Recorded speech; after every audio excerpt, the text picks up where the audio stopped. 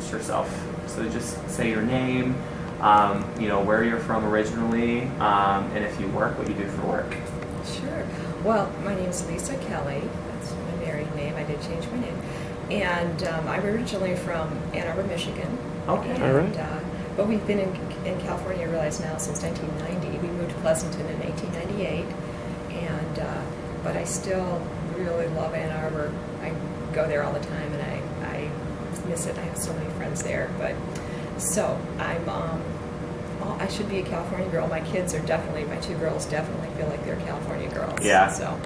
How old are the kids? And, oh gosh, 24 and 29. Okay. Yeah, my kid Alexa's turning 30 this summer, so. Aww. She doesn't like me to say that. She's not here. So. Do they live around here then? Yes, thank goodness. Kate lives right down the hall. That's handy. She graduated, but she's still. She does have a full-time job, which is wonderful, but she's still. Sorry. You're welcome. Sorry.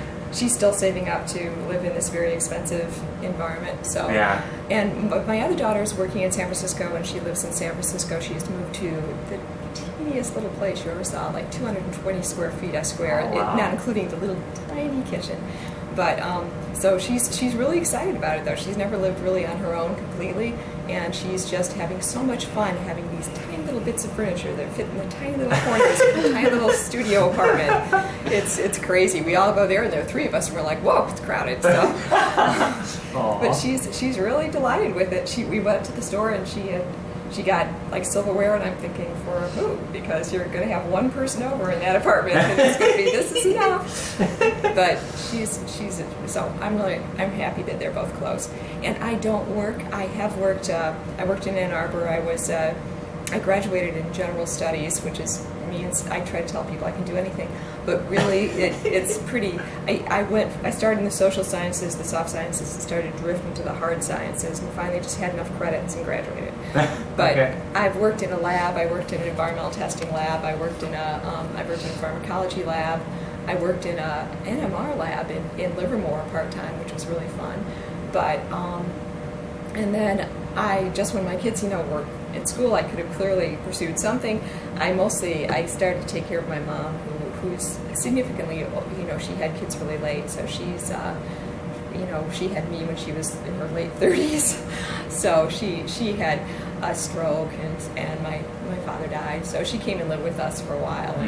And then I went back and forth for a couple of years to help her move to various assisted living facilities in Ann Arbor, but I still helped a lot with her care. So that was kind of my job for a while. And but now I'm just figuring out what to do. She passed away in May, and now I can do anything I want. Yeah. What's an interest or a hobby that you have?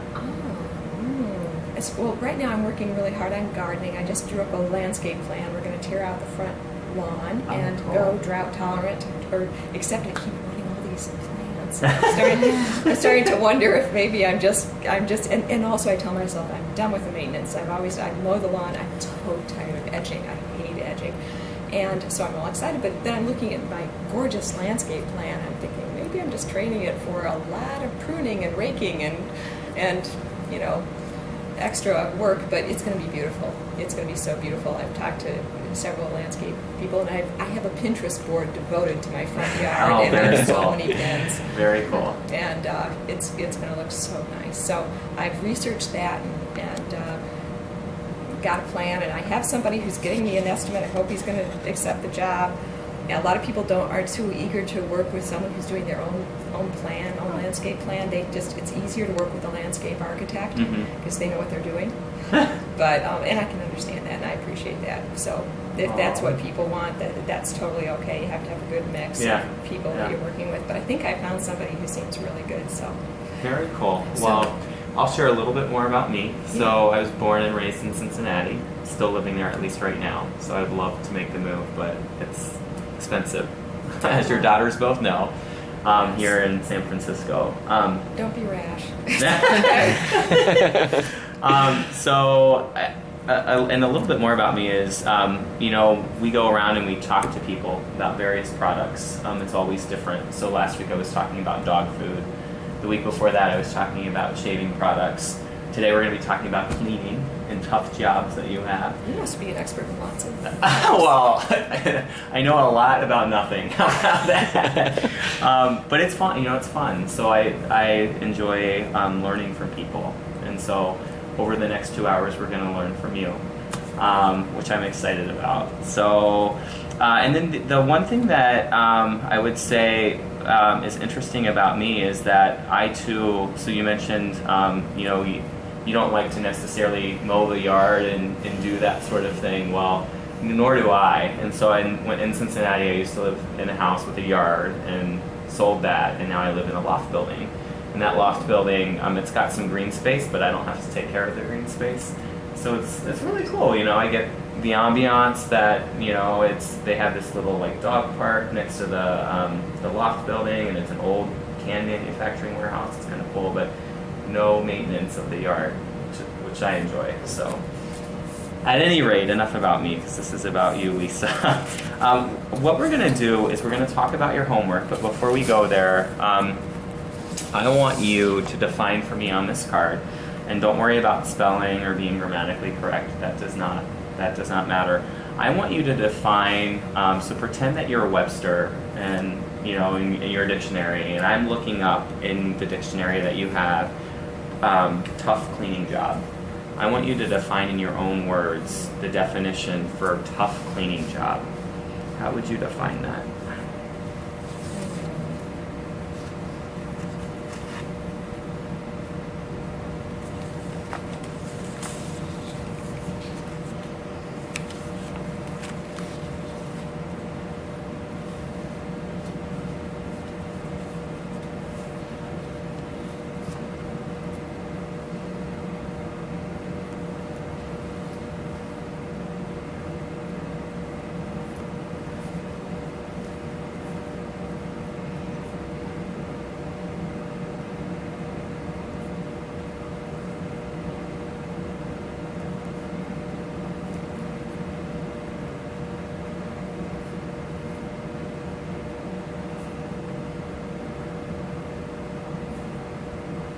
Go. I took you up on your bad grammar. Don't worry about it. it. Now do a dotted line underneath that, just dotted line, and now what I want you to define is a regular cleaning job. So a regular cleaning job, what's the definition of that?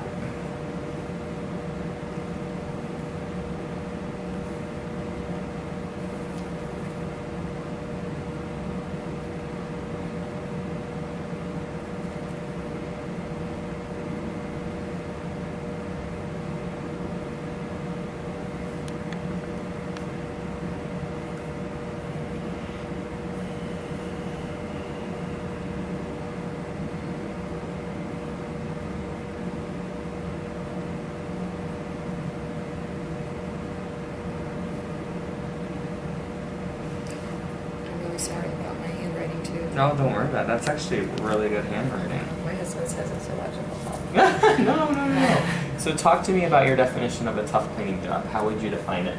Okay. Well, a tough cleaning job, the first thing I thought of, there's often, you think of physically demanding, like a heavy lifting, lots of, that is being tough. But for me, it's a lot tougher because it's frustrating, because you're not really getting it clean. It's not really working. It's one thing like it's tough to edge the lawn, but when I'm done, it looks edged. Yeah. And I'm like, yes. But what's tough for me is when, you do put that physical effort in it. You're rubbing till your arm's sore, you're lifting, you're, doing what you feel you have to do, and in the end you're like, that looks okay, I'm done. And it's not really, it's a tough job because you have to keep coming back to it because you keep thinking, I've got to make it look better than this. This doesn't really look good. Mm-hmm. And whatever tools you have don't really achieve that result. Okay. And talk to me a little bit about a regular cleaning job. How did you define that? Oh, regular cleaning job. Actually, I didn't put anything about time frame because regular also could be interpreted as routine on a regular schedule. Uh-huh. But for me, a regular cleaning job are the ones where I know what to do and I can achieve the result. You know, like doing the dishes, doing vacuuming. To me is a regular job because I take out the vacuum cleaner, I vacuum, and boom, it's done. Mm-hmm. And so that's a job that has to be done regularly. But for me, the tough ones are the like the uncooperative jobs. The regular ones are the ones where you know what you need to do and you can do it. Uh-huh. Give me examples of tough ones. Oh, this floor. I had the kind of floor that years ago when my mom visited and I I got down on my hands and knees, scrubbed the floor, and one of the first things she said when she came is she goes, "Oh, I'm so happy to be here, blah blah blah," and she goes, "I could help you wash that floor if you'd like." I'm like, don't bother. Okay. And it's just because it doesn't look clean. Mm-hmm. And I tell myself that that's an asset because in some ways, if it looks dirty, it's hiding the dirt pretty well. It just is but it's because of the material. I tell myself too that it's not my fault. It's vinyl, it's worn out, it needs to be replaced, and it just looks scratched. It's not really dirt, it's like, a damaged surface. But that's a tough job because I'll have people coming over, and in my house I don't have a dining room. This is my dining room, mm-hmm. and I'll sit out at a buffet and I'll push back the table and I'm like, now you can see more of the floor. And it's just like, I hate that job because I hate vacuuming, scrubbing, mopping, mm-hmm. and after it's done, I'm like, does that look different? I don't know. So to me that's tough because I feel like it's futile. I'm taking my energy and time and I'm not really achieving it. So it's like it's still tough after it's done. So tough to me means kind of thankless. Okay, thankless. And say more about thankless. Thankless. It's just it's kind of futile, and you have to do it. You have to make some attempt, and it gets 30% better with your best effort, and but I feel like this is how I'm spending my life. Okay. I am washing a floor that doesn't, never looks clean. I think there was a fairy tale about doing that, or whatever it is, that Greek guy who had to keep pushing the Sisyphus or something, Sisyphus, the rock up the mountain, and you're like, I think that, that's such a famous, myth because everyone's like, I can totally relate to that. Everyone knows what he's feeling. So I feel like I can spend my day cleaning and I can notice. I know it's done, and it does make a difference. But there are some jobs that you just are kind of thankless jobs because you're like, I feel like putting a little sign on it. Yes, I did clean the floor. What are some other tough jobs that you have? So I had you list out 5. That's true. So my guess is you probably listed out the floor, yes. Right? What are the other first 4? What are the other 4 that you listed out? Cleaning my kitchen counter, because I think also maybe that's an excuse, but I think that it's laminate, and I think it's kind of exceeded its lifetime. It got to the point where it stains super easily. Like, I make tea every morning, and if by any chance, a little spills over the spout and puddles around the bottom of the teapot and I don't notice it, I'll lift it up and there's like a stain. And I, can rub it and it doesn't come off. It drives me crazy. If I use curry or turmeric or any spice that oh my gosh, heaven forbid that it touches the counter, because there'll be, wherever I, lay down the spoon or the splatter or something, there's going to be a stain, and I'm just like, oh. So, and plus it's like, it should be a nice clean surface. It makes everything look clean when it's. But mine, I finally had to give up on keeping the finish nice. I just started using abrasives on it, which gets it out, but it makes the finish uneven, and so it's another thankless job. I feel like I can wipe it, I can scrub it. I went out and bought this fancy countertop cleaner. No. No. I once spent, before I had some people coming over for dinner, I once spent more time on my countertops than on preparing food or cleaning the rest of my house. Because I went out and I found this stuff and I bought it and I did this whole I'm going to scrub it, then I'm going to put this thing, and I had everything off the countertop, and it still didn't look good. I thought, just just put enough things on it. Nobody's gonna look. The whole time my husband's like, no one cares about the countertop. But it's a big smooth surface, and it's a light color. So any discolorations to me are glaringly obvious, and it looks like I'm someone that doesn't even, wipe down my counters. And Okay. it makes me feel like I look like a slob. What's the third tough cleaning job that you listed out? Hard water deposits around here, they're endemic. They're a nuisance, and I constantly have have to wipe out my faucets and around the grout line and any crevices, and so cleaning the faucets and the sink from hard water, that's a nuisance. I keep a little army of cleaning toothbrushes, so I can throw away. Okay. So, is it throughout the house, or is it just one particular sink that you're noticing it, or like a shower or bathtub, or what? It is throughout the house. As a matter of fact, that's my next job, is because I break them down because I spend time on each of them. But the hard water deposits we have a glass sliding shower door, and that gets terrible hard water deposits. But the hard water deposits around the faucets and sink, I treat as one job, and the shower, I have to say, I almost because only my kids use that shower when they come, but every guest that comes to my house, that's the only bathroom, besides the master bathroom, and you can see the shower door as soon as you come in. It always looks hazy, but I have spent whole days, going back and spraying more vinegar and cleaning it. And eventually, I do get, but the deposit's built up immediately, and I just, at some point, my kids, wipe down the shower after they use it, and it just accumulates, and so those are two jobs that I feel like I'm Sisyphus again. Yeah. What's the last one that you have listed out? Cleaning the toilets. Okay. I hate cleaning the toilets. And they also have hard water deposits inside the bowl, which makes them look gross. Okay.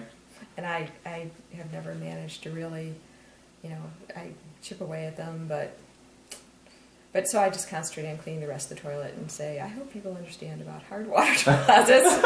That's not really something you can tell us, but I don't really know how to, I tried just putting vinegar in the bowl, and it said, and I probably just, got behind in the beginning, and now I have to do something dramatic to take care of them. But clean toilets, I think everyone, I don't know anybody who that's a favorite job for. So, yeah. What do you think causes the tough jobs? Like, what are the elements that's causing it to be a tough job? You've talked a little bit about it, but I'd say just the disappointing results, the nature of doing a job that looks still bad when you finished, and doesn't look, it doesn't look nice. The product, to look at it, you think, oh, that looks dirty, and B, makes me look like a slob. Makes me like, oh, I'm in the home of someone that really just doesn't care about keeping things clean. And but frustrating beyond it, just they have to be done fairly frequently, just so they don't get worse, but they don't ever look good. They don't ever look like you're never satisfied with the results. So how frequently are you doing some of these tough jobs that you have listed out? So for example, the kitchen floor. How often would you say you're doing that floor? Well, I have to say that I damp mop it like every other week. Okay. But what I do when I really want to make it look nice is I just get one of those magic sponges and a bucket of water and get down on my hands and knees and rub each little square, and that is the only thing that really makes a difference. It really will take out the scuffs, but I know that I'm putting little micro abrasions in there, and it's now going to be easier to get dirty in the future. Okay. So it's kind of like a mixed bag. Like I'm cleaning it, but I'm feeling kind of guilty about what I'm doing to the finish. Although it doesn't matter, it's shot. I feel like I just need to replace the floor at this point, and it's worth it when, like, for a special occasion, like for this book club, I am not going to look like I have the dirtiest floor ever. So I'm willing to like make that sacrifice. But Yeah. What I want you to look at this list of 5, and I want you to star the 3 biggest ones that you feel are like the toughest out of the 5. So which ones would you say are the toughest and the ones that you're not satisfied with the solution when you're done? Okay. Or I'm sorry, the 3. You identify 3. Oh, okay. I hope that's okay. The kitchen floor, because I feel like maybe there's nothing to be done for it except to get a new floor. Hard water off the faucets or cleaning the kitchen counter. So which is the toughest, like the most frustrating result? The one that you're not satisfied with the results. Okay. So you picked...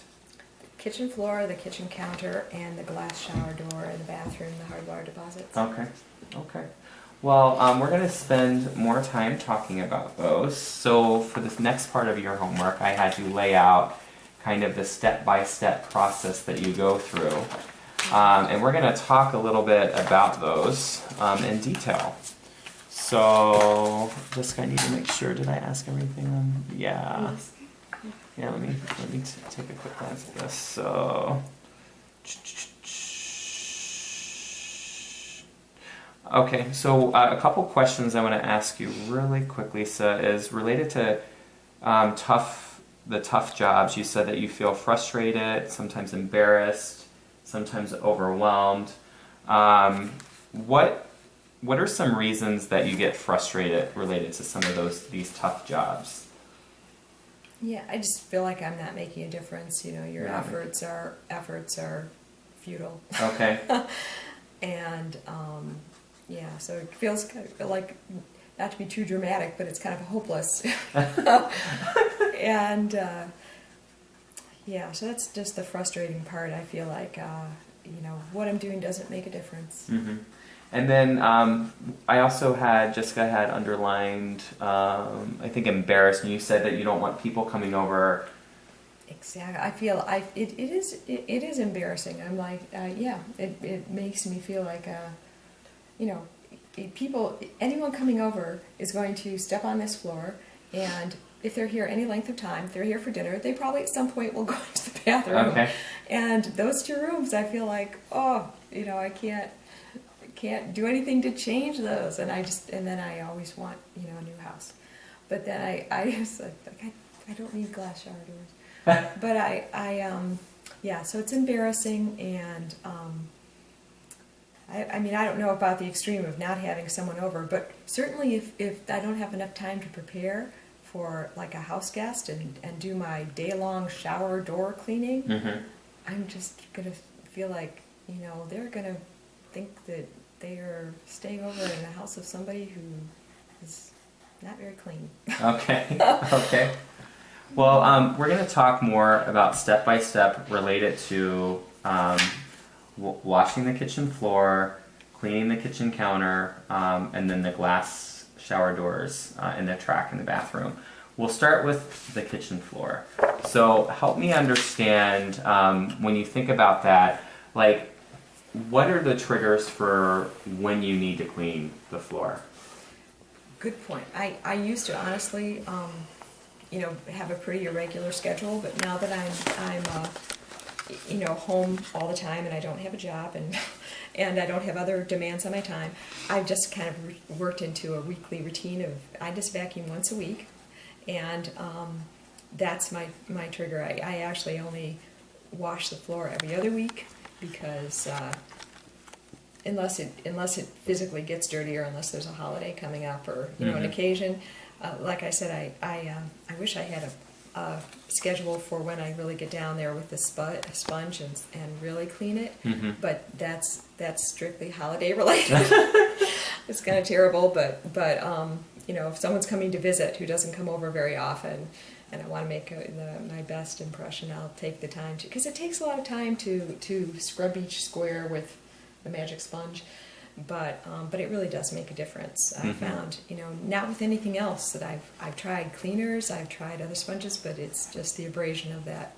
So what are you thinking about prior to actually doing the floor? Like, what are some of the thoughts that you're thinking about? It's been long enough. I should have done this already. Now that I'm trying to get a routine schedule for, making the house clean, enough all the time, I think, I can tell it's starting to be time. I have my daughter has super long hair. I do have a cat. So, it gets to the point where you can see the accumulation in the corners. And, if I vacuum every week, it's pretty much okay. But I have to, wiping it down with a mop makes the difference. Doing the edges and the corners and making sure the bottom of the chairs as I slide across the floor don't have any hairs caught in them, that sort of thing.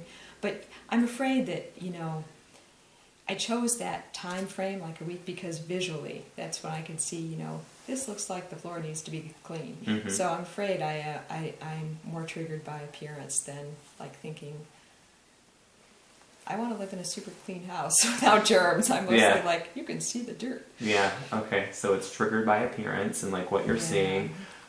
Sometimes the deep clean is triggered by occasion, like if people are coming over for holidays or the book club, I think you mentioned. What are you feeling before you're getting ready to do a deep clean on the floor? Like what feelings come to mind before you even begin? Well, first, that's a good point. I think first I'm like, this floor is disgusting. It's just, I'm like, I'm ashamed of this floor. I would be ashamed for someone to see it this way. It's got to look better than this.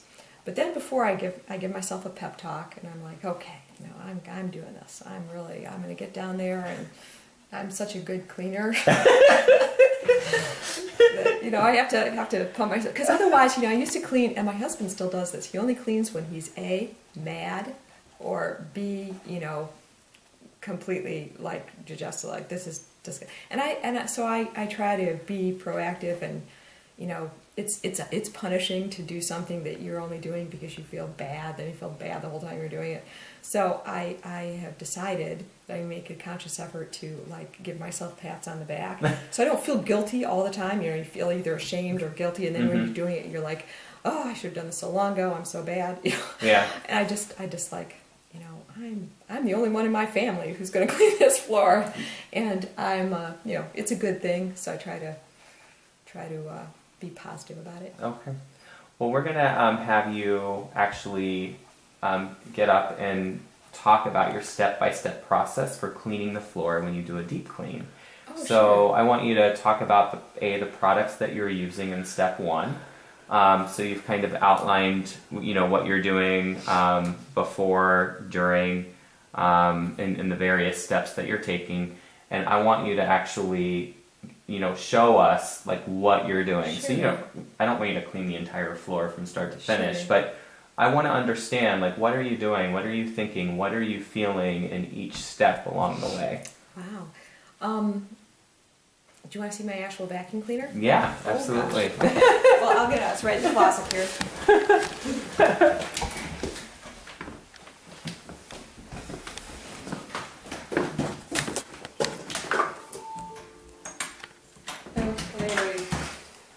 This is my vacuum cleaner, Okay. which I love. I love my Miele vacuum cleaner. And this is this step one? Yes, Okay. because you cannot mop the floor without vacuuming it first in my hairy house. Okay. I'm going to get the rest of it because I always start there. Okay. We just have, between my daughter's hair and my hair, I don't know what it is, but we collect lots of hair. And